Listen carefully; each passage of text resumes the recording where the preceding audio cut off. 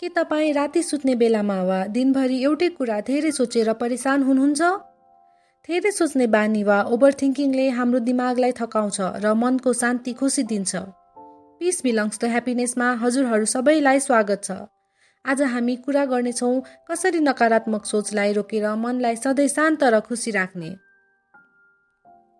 हामी अक्सर ती कुराहरू धेरै सोच्छौँ जुन भइसकेका छन् वा जुन कुरा हाम्रो हातमा छैनन्। बितेको कुरालाई बदलेर भविष्यको चिन्ता गर्दा हामीले आजको यो सुन्दर समय गुमाइरहेका हुन्छौँ।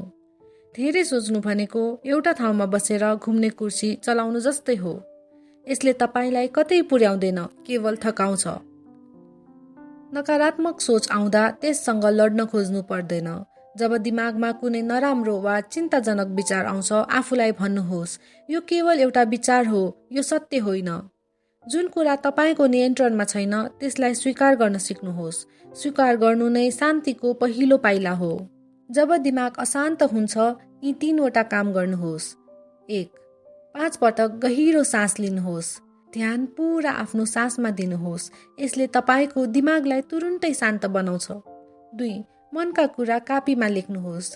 धेरै सोच आयो भने त्यसलाई डायरीमा लेखेर छाडिदिनुहोस्।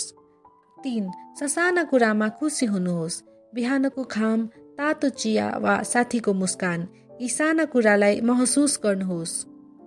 शान्ति बाहिर कतै पाइँदैन, यो त हाम्रै विचारभित्र हुन्छ। धेरै सोच्न छाड्नुहोस्।